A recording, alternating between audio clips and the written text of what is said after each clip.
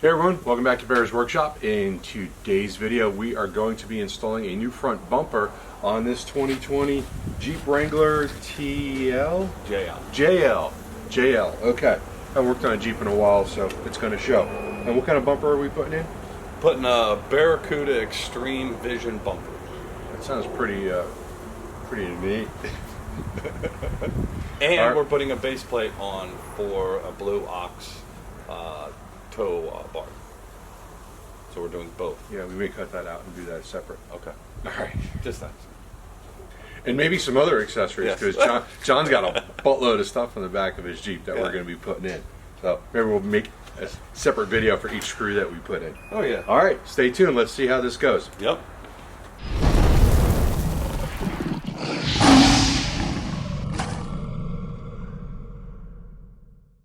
Okay, here are our instructions, and if you'll notice on the top left-hand corner, it says Jeep Wrangler JK 2007 to 2015. We had to give the manufacturer a call and go, hey, did you send us the wrong thing? They said, no, it's the same bumper for all. So this is what they've sent us. It's the same part number. It fits all the Jeeps, and for some strange reason, the only thing different on the item number is they'll put a JL at the end of it, so that they'll know that they're selling it for a JL. But they have not updated their instructions in 5 years, obviously. So first step is we're going to remove all the plastic pins, and we're going to go through that. That should be fairly easy. Let's take a look at those and see how accessible they are. Got this, all the way down to Grandma's house. We're using a trim panel tool remover, or you could use a flathead screwdriver if you don't have one. The trim panel tools are very cheap, very handy to have around, so I would definitely recommend having a set. You should get some if you don't. I'll supply a link in the description below so that you can see what they look like and see how much they cost. Remove the factory fog light connectors and free the fog light wiring loom from the bumper. Secure the factory light wiring harness out of the way.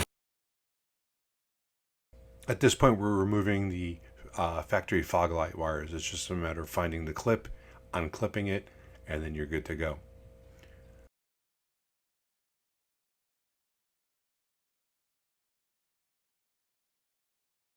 Okay, this is the new bumper.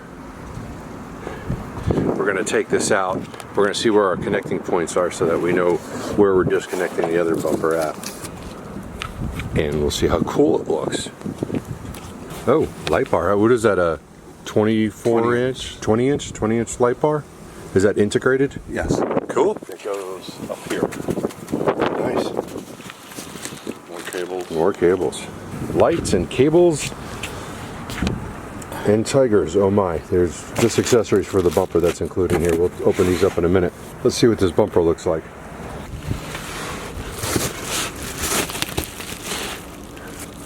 Okay, so it looks like it goes right to the front frame rails right here.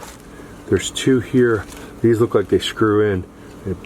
There's probably some bolts that come from the frame to this. So we're going to be looking right in this area for what we're going to be disconnecting. Yep. We're going to remove this lower valance looking thing. I don't know why a Jeep would ever have something like that if you're going to use it as a Jeep. But we're going to take that off.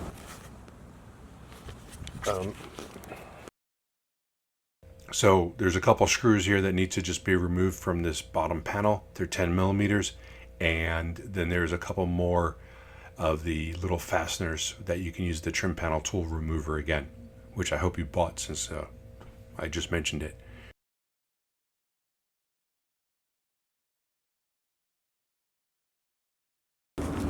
Here's our bolts. Of course, they're in a place where we cannot use power tools. So that sucks. There are 8 bolts holding the bumper in, so you just need to get in there. Some of them you can reach with an impact wrench and get them out real quick. Others, depending on the size of your wrench, you might need to just use a socket wrench, and of course they're going to be on there pretty tight.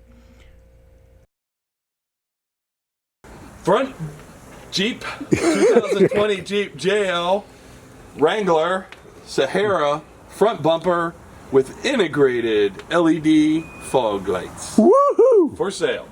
Install the bumper using the factory reinforcement tabs and the supplied hardware, 4 nuts and 4 bolts. Let's grab that box. Go ahead and start opening that up. Cables.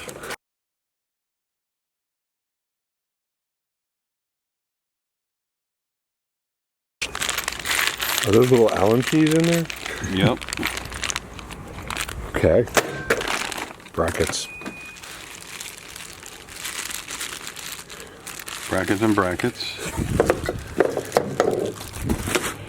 These, I think, are the lights. These are probably brackets for the lights.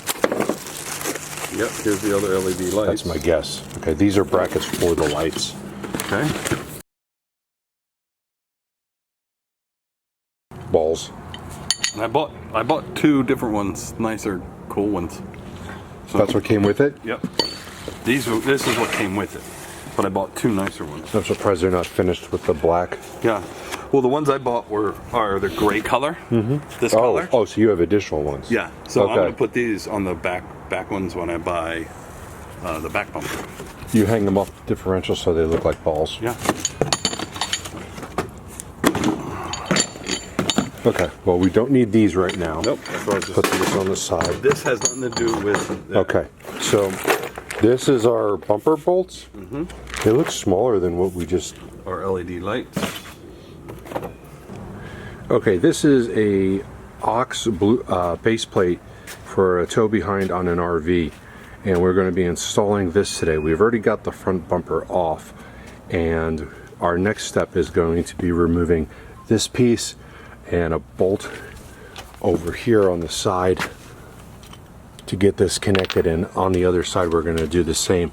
We're going to get this mounted up real quick.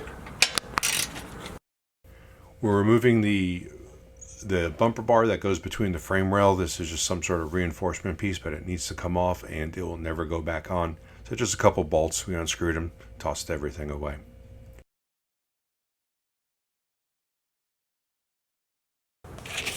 So on this weird design that they have here, you've got to get these bolts through so that you can attach these rails on the side. So they give you 4 of these welded nuts. So you have to enlarge this hole. In their instructions, they say to cut this top out, which we use the grinding wheel over here to try, and we're gonna use the grinding wheel and then cut off the top. But the grinding wheel is just too big at 4 inches. So we shaved down a little bit with the grinding wheel, and then we used the jigsaw to enlarge just this side. We didn't need to even cut over here.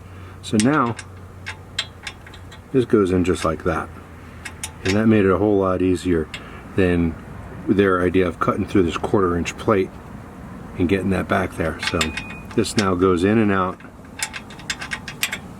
very easy, and now we'll be able to go to the next step after I take care of the one on the passenger side. But that's going to be much easier than what they had described.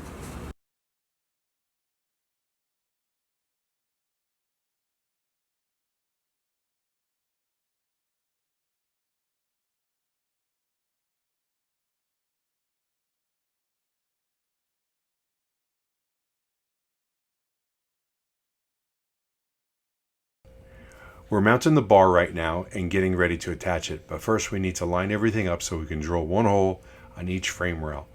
The hole is a 1/2 inch wide and needs to be drilled out with smaller bits first, just to make it bigger. First use the 1/2 inch drill bit to mark the hole center, and then going with smaller bits and increasing it to larger. Of course you're going to need metal bits and a good drill. It's a pretty solid plate there, probably a 1/4 inch.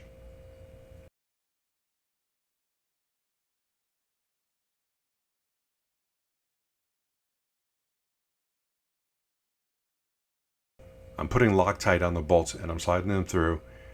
Then I'm going to line up the bolt on a stick and then tighten it. Going to repeat with another bolt that goes in from the bottom. Ooh, that's the bolt on the stick. And then you just repeat on the other side.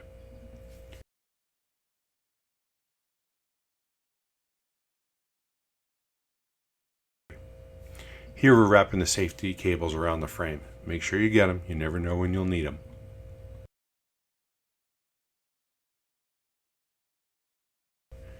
Now we're taking the bumper out of the box to put on all the lights. Make sure you don't use the bolts that came with the lights.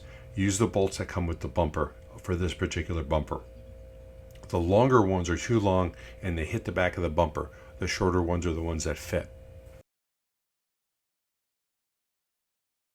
So here's where we ran into an issue with the bumper not fitting over the blue ox base plate. We thought it might be a problem, and at this point we realize it is a problem. The bumper's bottom part goes too low and gets in the way of the blue ox base plate, so we had to do some modifications. So at this point we decided to cut into the $800 bumper. We cut out slots in the bottom of the bumper with the grinder. We marked the area on the bottom, lining it up, and then marked it with a marker, and then we cut out a very, very small section. And we did this several times, and then test fit it, cut it a little bit more, test fit it. We just didn't want to cut it too far and, make it look ugly or make it weaker, because if you cut a 6-inch line, your integrity is going down. So anyway, we finally did get it right. At some point we did put some black spray paint on it because we do have exposed metal. Not that it would rust here in Arizona, because we don't have rust, but I've been to plenty of places around the country where that would eat through in a week. Here you can see the slot in the bumper, and you can see how the rail from the base plate slips into the bumper now after we did our little modifications. Here you can see another view of where we cut it out. Well, it's time to run the wires now, so we're laying out all the wires. Everything really connects like it's supposed to. There's nothing really that unusual. I tucked the wires behind the grill, and then I unscrewed the air cleaner thing and tucked it in underneath there. Then straight over to the battery. You just hook up the 2 black wires to the accessory block on the negative side. You put the 2 red wires on the positive accessory block, and then you're good to go. From there, we ended up putting the wires right next to the firewall to the plug that's on the other side of the firewall.